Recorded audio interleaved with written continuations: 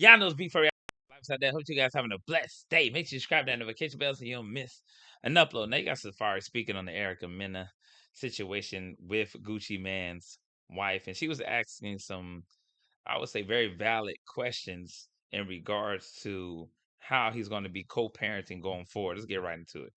No. SAFAREE, you're funny. There's some out I there have a that. deep question for you. Okay. Do you take any accountability for Erica's behavior? Of course. Oh, you do. Tell us about that. You're good. I feel like if something is over and you're still dibbling and dabbling and spinning the block. Oh, I get it. You was fucking her while y'all broke up. Should have never been slanging that thing, SAFAREE. That's what I'm saying. So it's like, I just feel like, to me, I'm like, whatever. Like, okay, if this is over with and you're still doing whatever you're doing, because if you're telling me you're so-called talking to other people, and I'm like, all right, cool. So then, hey, because it felt like at one point it felt like an addiction, like it couldn't stop. So the sex was good. See, that's the problem with a lot of these individuals. That's why you can't co-parent properly. Now, don't get me wrong. There are situations when you can't even co-parent an individual who is bitter. But for the most part, if you're spinning a block and you're still messing with that person, just remember things are going to get out of hand because they're going to mix the physical with the emotions, and it's going to come from a place of hope because they're going to feel like, oh, this person can still wants to be with me. They still want to work things out because why are they still having relations with me on that level? If y'all want to have successful co-parenting situation, if you just couldn't work it out, then you cannot continue being physical with that person.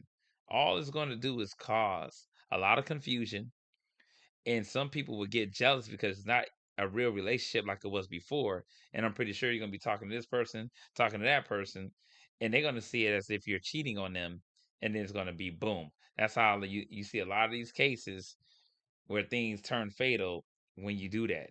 And the kids are affected by it as well. Nobody see Erica Mena jumping over a dang fence with a ladder. Good. It just felt like it was something that couldn't stop but needed to stop. If it couldn't stop and needed to stop, that meant that Erica pum pum nice. No. It, it, SAFAREE. it was like, when like. Soul ties sometimes has nothing to do with the aspect of something being good. See, a lot of people think, oh, they jump straight to reality. Oh, it must be because it's good, man. She putting that thing on you. No. Sometimes it could just be that that's what you're used to. It's familiarity, a commonplace. And you don't realize that it's very toxic.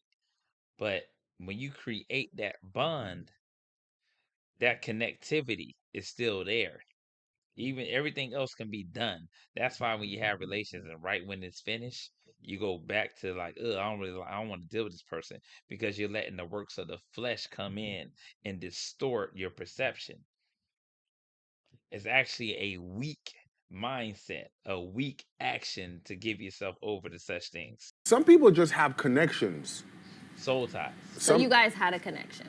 Of course, like there was a connection. You know what I'm saying? So I want to know. I want you to explain to the audience when you have your children, Legend and SAFAREE, that's their names, correct? SAFAREE, yep. SAFAREE. When you have them on a day or a weekend, walk us through. You guys wake up during the day, going to bed. Like, what do you do with your kids?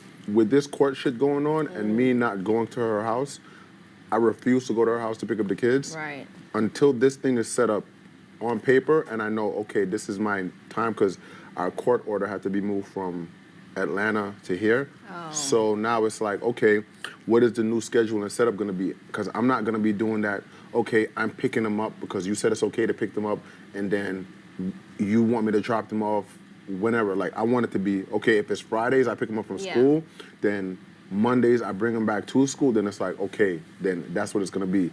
But in like real life shit, it's just a very unstable situation with me having to have any type of direct dialogue with her. That's terrible. Yeah, because having contact with an individual, even though I'm glad he fessed up and said what he was doing, he was giving the girl hope because he was still clapping the cheeks. And by cutting it off like cold turkey, made her feel like, what? And you probably messing with other women. She's convinced that, hold up, I thought we was working this out because she can't separate the two. And that's where a lot of the, you can say, drama kicked up even more. So now you have to literally separate yourself completely. And it's unfortunate. It's a terrible situation. I would advise people, you gonna have kids with people, you need to get married and be with them and stay with them through thick and thin. Like literally, for better or worse. You're supposed to be having counsel, but not counsel with the ungodly, with godly spiritual people. And when you're still of the world and you allow things of the world to get to you, things will not last. But that's what's wrong with a lot of people. God is absent in the relationship. There's no foundation. And a lot of these things are built upon lust. People literally got in relationships based on lust. That's where it started. And since it's on lust, it's going to, and lust is nothing. It's empty, it's hollow, it's void. It's going to end. So right now I'm just in the, in the legal process of trying to get it to be to that schedule where it was before it got domesticated from Atlanta to Florida. Oh, so you don't even have like your custody stuff is not settled Right, yet. right now it's not. Oh No, wow, I thought it was. no. I wish it was.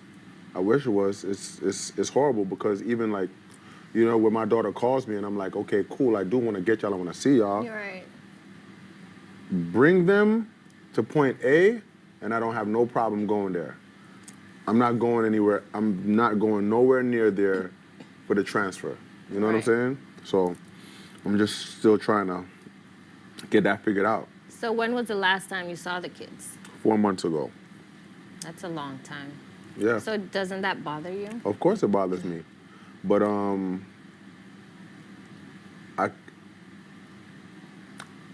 I have to be strong, number one. And number two, I know it's not gonna be like this forever. Yeah. They do grow up, and I hope. That's really sad though for a lot of fathers. It's sad because you have to go through that. Even with her being seen on camera doing what she's doing, you still have to wait it out. And they could have granted him temporary full custody, but there's still a lot of kids to be, with her, which is unfortunate. And shit, some people need to take notes from other men out there that then got full custody or 50-50, and that timeshare is what matters. Timeshare is what matters, man. People got to pay attention to that shit.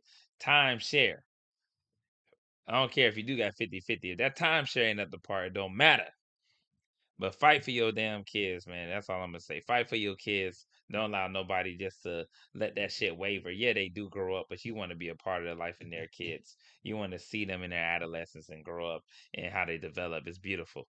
And don't let nobody ever, stop you from ever witnessing that. Let me know what you guys think about in the comments. And I'm up out of the